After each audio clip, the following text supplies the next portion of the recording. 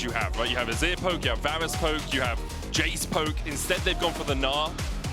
What do you think Gnar actually really gives them here as opposed to going for something like the Gragas or Jace? I think what Gnar is good at, he's an AD champion because you don't want double AP with the Azir, and he's kind of self-sufficient because when you pick a Jace, you really want to help him. But yeah, you talked about him being the jungle whisperer when he was a mid laner. This is what you want to see from Nisqy, teaming up with Linces early on, making sure that he's out on the map first. Kazi actually staying around in bot lane that little bit longer, messed up GiantX's tempo a little bit, so you can see Jun only just coming past that mid tier 2. First grab secured for Vitality, but Isma and Lot are here to challenge. Second one going over to Vitality as well. In the end, there won't be a feat from this, but Vitality get 2 of 3. yeah, I mean, crucial Nako didn't have his mega form in these fights because Linces doesn't quite get that small frog, can start to walk away from his, but there's the Impale as well. But with the Weaver's Wall coming in, immediately is a 2v1. Linces puts up the shield, trying to survive, will flash back into the bush. GiantX with a great Emperor's Divide keeps Linces alive. He'll lose his Razor Beaks, but he keeps his life. LCS and deny some from that Pantheon as well. You can see no cams up for Linces on the bottom side of the map. Nisqy's looking towards mid here. Jackie's with no mana as well. Can't put down the Unraveled Earth. And Jackie's realizes he is done for. Flashes across the wall. Actually might be able to get away. I spoke a little bit too eagerly, but with the Grand Starfall coming in, Jackie's is just delaying the inevitable. A spear from Linces finds the heart of Jackie's. Isma going for the gank in the top lane as well as Nako flashes away. Isma will get it with the Aftershock proc. Yeah, can he steal? Jun just ticked over to level 6. They were waiting for that down towards the bottom side. Linces will get the smite. And Jun, oh, he pops the quickness into the Impale. They're going for Nisqy. He's only 5 still. True Shot Barrage will connect. Nisqy has no flash and he's knocked back. Noah takes the kill. Yeah, sneaky ward put by Jun actually manages to scout out that dragon being done. So even though they were late on the dragon, it's very hard to outsmite the Pantheon with the Q, execute, and the smite. But in the end, they get a little bit of trade back and we get a good flash from GiantX, and immediately Jun knocked under the tower. Can't dance his way out of that one. Lot flashes in. Grandmaster's Might, the ultimate popped as well as he tries to kill off Nako underneath the tower, looking for that Empower. Does he have enough? He does. Lot with a solo kill. Yeah, he's just still only level 5 here. Really wants that Unbreakable Will because he's on the wrong side of a Weaver's Wall, going to get knocked up by Jun. Unraveled Earth coming down as well. Nisqy, I mean, he's sidestepping as much as he wants, but there's no ones, right? So 4 grubs in total for Vitality at the cost of Nisqy's life. Maybe you take that. Nako's going to be able to get a plate in the top dragon anyway. Yeah, and here we see a little bit of the disconnect between Linces and Nisqy. Linces was doing his camp, doing his Gromp, and meanwhile Nisqy felt... Vitality could challenge this. GiantX can come in from the top side, does have that Emperor's Divide. Linces jumps onto Jun, the follow-up from Nisqy as well, but Isma over the wall. This is a double Impale angle, can't quite land it. Unbreakable Will coming out from Nisqy to get out of the Scorpion Stinger. And in the end, it's just those ultimates burnt. Lot is here again. Yeah, he's dropping around so much bot waves here. Look, now Nako is moving up, and the Herald is so healthy. If Linces doesn't die here, that means that Vitality is actually going to be able to contest this. Right, Linces flashes away, Nisqy dies for it. Really happy with this. This dance was so long by GX, and they invested so much into the top side, and they try to get so much here, but in the end, they only get 1 kill and the Herald. And I think Lot dropped at least 3 waves for that. Yeah, and Vitality take the gold just to clear out the waves. And it is Linces taking the Drake alongside Kazi now. So I'm gonna say I'm very impressed by Nako being able to have so much pressure in this game despite dying 2 times early game. You can see him permanently pushing Lot down, and he's always his advantage. He's already at 2 items, whereas Kazi is falling a little short of that. Isma going in, looking for Linces, will be stunned up. Nisqy's coming around the side as well. Seismic Shove on Linces isn't going to do too much, but Nisqy jumps through the Unraveled Earth, so he's immediately stunned. Flash forward, here's the quickness. Nako with a good flank position. Nisqy almost falling already. Propels down to 100 HP, killed off by Jackie's in the end. Kazi jumping in onto Jackie's, but Kazi's dead. Nako doing so much work here, and Noah arrives a little too late. Nako with another. Linces falling lower. Noah having to flash across the wall. Now Nako's still on the chase, but they're going to be able to take the Atakan as well, as GiantX do get a mid lane tower for their troubles. The big advantage really is for GiantX. You can see 1.2k ahead of Jackie's, and GiantX are looking to try and take this tier 1. Weaver's Wall out, still stunned though as Linces looks for the chase. Nisqy on the wrong side of the wall can Hex Flash over, but Kazi's been caught out and the Blast Cone knocks it back. No flash for him, the Impale will spell his doom. GiantX TPing in as Nisqy now has a flank of his own. Noah trying to do everything he can, but Nako puts him in his place. Isma short to follow. It's Nako. And look at this Gnar! So much to keep this vitality in these fights. You see LOC just trying to get something on the side lane. Should be able to kill off this tower. Now, Nako is in a bit of a precarious spot. Could jump the wall here. Jun is spotted on vision. You can see actually Lince is on his way across as well. There's the quickness. They're going to try and kill off Nako quickly enough, but they just don't have the damage. And now Jun is a mile away from LOC. He's kiting so well, and with the stun from the Pantheon, Nako still stands. He can't keep getting away with it! Oh. You don't want to pop it now until you really know you're going to fight. So now it's going to pop. So now you have 15 seconds. Can you get control of this area? Or can GX wait out this mega? Has a flank position here and the quickness. Yeah, this looks good for GX. I think here they're getting pushed off so much and they're so split. Kazi caught, the quickness going in as well, only onto 2. There's not much damage here from GiantX to follow up, and Kazi's still standing. Isma falling lower, and Kazi's still standing. Giant goes in and shuffles them all back into the waiting arms of Vitality. GiantX saw the engage, but they just didn't have the damage to follow it up. It's a triple, but Nako, wacko. Go Nako cleaning up Jackis here at the end. I thought they would give him the quarter kill, but in the end, he's just a top laner. He doesn't deserve any fame. A 5,000 gold lead as well. Shadrack just TP'd from mid tier 2 to mid lane just to defend that wave with the Baron. Yeah. He's making sure no movement is wasted and no wave is wasted. Waves shall be pushed. That's their purpose. And here Vitality, they have the Baron. They're trying to crack this mid tier 2 and the top lane tier 2. You see Nako being alone here, and you see them pressuring this, making GX choose. Can we defend this mid tier 2 or can we defend top? And it looks like they can do neither. Nako is just unstoppable in that top lane. Niski almost caught with the impale, but the chain of corruption going back in. You can see Isma goes pop. No longer the tanky Skarner he once was. Nako gets to keep pushing, and now GiantX are trying to defend in a 4v5. And Shadrack is so cheeky with it. He's playing the mind games with Isma. He walked up and hit the tower, but crucially, he had the soldier behind him, knowing that if Isma went for the flash engage, he could always just dash out to it and get to safety. Really baiting Isma in there. Really well played by Shadrack, getting into Isma's head. Nako spacing as well, jumping away from the counter-strike and from the grand entrance from Jun. Vitality playing 3 lanes as the Nako jumps in, as the Mega Gnar was popped, didn't go for the ultimate, but 2 inhibitors already down from this push, and a minute 30 still left on the Baron for Vitality. This game has exploded. Yeah, and Lune has a key split push because he has that man drop. He can just play on bot lane, get that wave in while his team is pressuring the base. Look at this, all waves are crashing at the same time. Flawless execution by Vitality with this, trying to crack over this base. Nako, they're on you. Yeah, at some point GiantX have to deal with the problem that's Nako. They tried to do so, he just walks away. Vitality now have 3 waves pushing in at the same time. Quickness coming out into the grand entrance. Nako's still standing through it all and beginning to win out on the 1v3. The Nexus open. Vitality off to a storming start on the back of Nako. What a great game to watch, actually. And really in a matchup where it might not be optimal, but it does have a Maokai, which works great with the Yasuo, and it does have a Ryze that is really good at moving with Yasuo to a side lane. So his team is really setting up for second win, Doran Shield. It's really easy for Kazan to just walk up, eat the Yasuo Q, and just take the minion.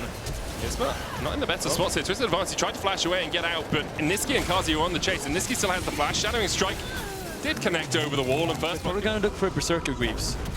Yeah, I think on Yasuo you really need those upgraded boots to kick things off. Right? It just increases the speed of your Q. That Steel Tempest also gives you obviously movement speed, which I don't think there's going to be a fight. I'm going to be honest. I think Vitality just get all 3 of these with Lot underneath tower.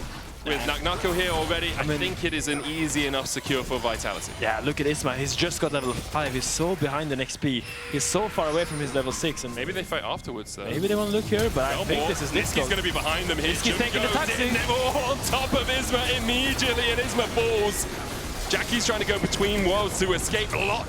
Almost catches onto Niski. I think here Lune says, when it comes down to the smite, I think the Maokai Q is just stronger, but it does get pushed out. And looks like Isma goes over the wall here. Pop Blossom will land onto 2. Noah diving forward as well. Immediately cease and desist onto Kazi. There's 1 as Linces falls. Giant wasn't able to get in the fight at all because Jackie's kept him at bay. GiantX did a great job there.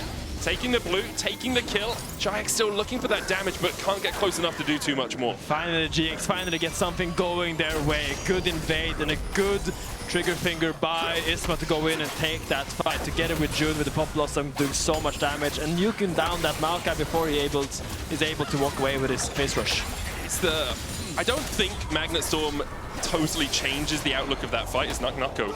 Oh, just dashing back and forth, it should be fine. I don't think Magnetstorm totally changed the outlook of that fight, but it would his way across towards that Ocean Dragon. Yeah, GX would just be content with getting 2 dragons and maybe putting this Yasuo a little bit further behind.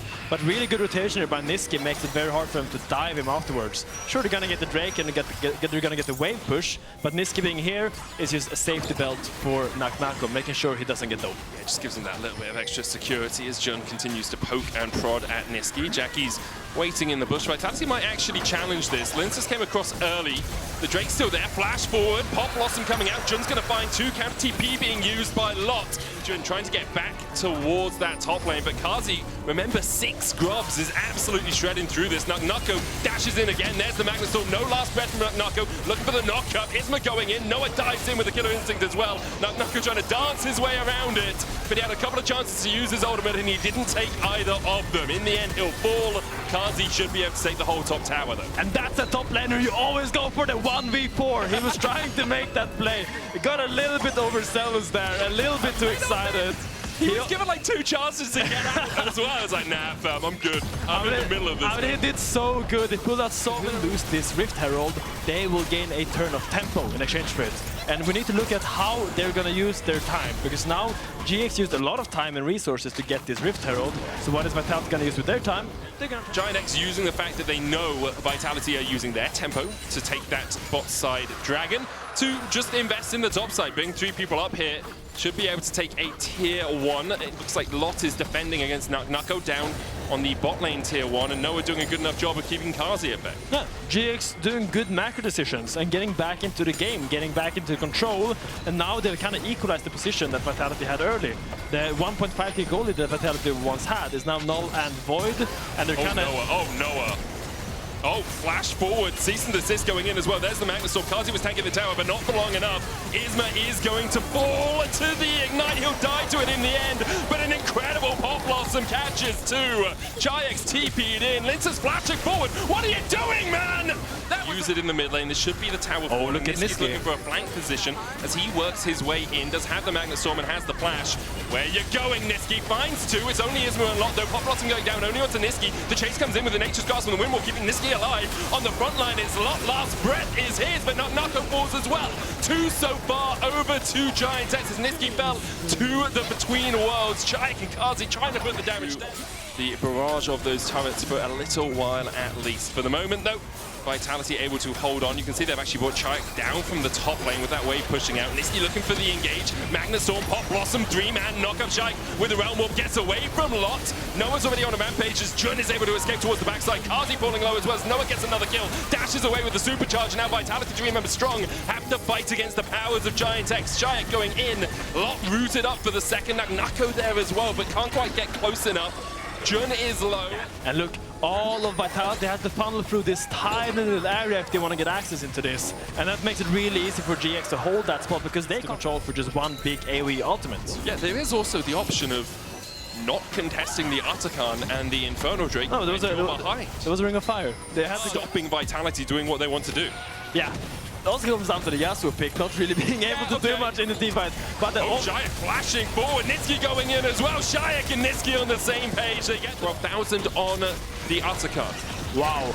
And what is better than 1 mid laner? 2 mid laners! Vitality does start up this Atakan though, and it is a sketchy position to be in because that Atakan is shredding all your stats. And it's really hard. With the steal, last breath on Isma, able to get there for the smite though, but it's secured by Linces. And Isma dies afterwards. Chayak has the false life to keep him alive. Jun dived on as well by Nako, who's looking for more. Wind wall up. Last breath for Noah. A beautiful fight for Vitality. Absolutely out of nowhere. Screw your side lanes, screw your drafts. We have hands. Vitality comes in and just handshakes all of GX and they just fight better. Great team fighting and a great smite by Linces and great dancing by Shajek. They do so much right and what a great fight by them. Is Nako just gonna win this? He's got the false life, he dodges away through the Krugs. We'll heal up from them again. He's going for more. He's like, mate, you can have 200 gold if you can pry it out of my cold, dead hands. We'll take the tower instead. Jackie's forced away now. Baron started for Vitality. Jackie's doesn't have the TP.